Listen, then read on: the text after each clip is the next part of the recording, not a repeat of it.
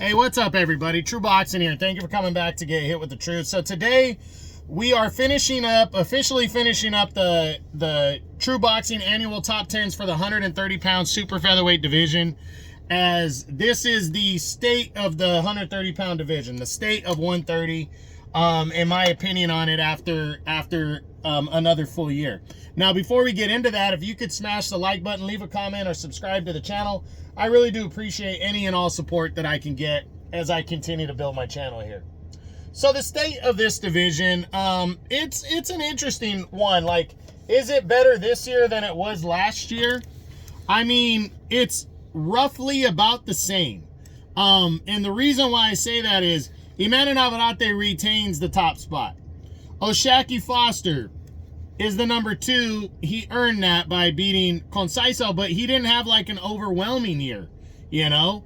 I don't think he lost to Conceição in that first fight, not at all. But, you know, he narrowly defeated him. He narrowly defeated Nova. He didn't separate himself by all that much outside of getting a clean win over Conceição, and locking down the number 2 spot.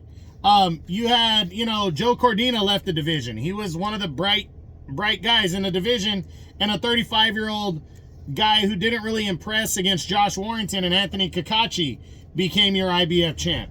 Shavkat Rakhimov got beat, and we got some new life with Eduardo Nunez. But then Lamont Roach Jr., just kind of a stalemate year for him. He didn't really do much as a world champion, so it didn't help the division get better. But Raymond Ford impressed. Oscar Valdez dropping down hurt the division a little bit because he's a name, and he's a name people know. But he also got beat by the top guy in Navarrete. Andres Cortez and Rocky Hernandez have busted into the top 10 because of what they done.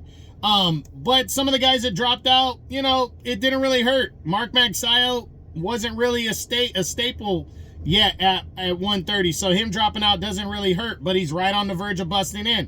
Edward Vasquez, kind of the same deal. Hector Luis Garcia, you know, didn't fight at all, so it wasn't that big of a deal. I think 130 is a little bit better this year, a little bit, just because we have a more clear path to unifying belts between Navarrete and Foster, potentially.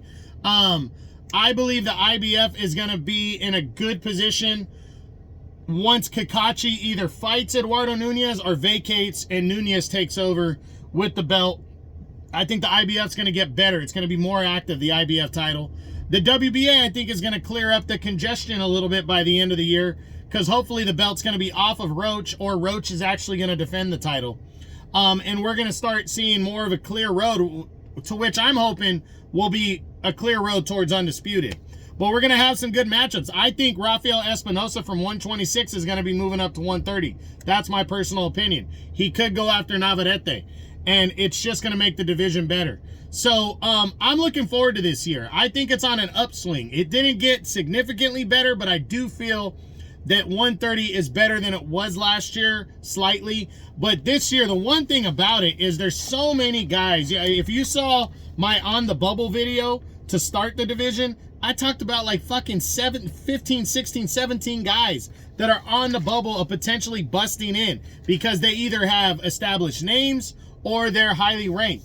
So it's going to be interesting to see 2025 in the 130-pound division, especially with Riyadh season taking over. These guys got to start opening up and fucking fighting each other and throwing it all out there, throwing caution to the wind and taking those risks. I think that's what 2024 showed us. We're going to see more guys taking risks, shooting for the top, and I'm hoping 130 gets better in 2025. So that's it. That's what I got. That is me finishing up the 130-pound Super Featherweight True Boxing annual top 10, ending 24, heading into 2025, as we discuss the state of the 130-pound Super Featherweight division.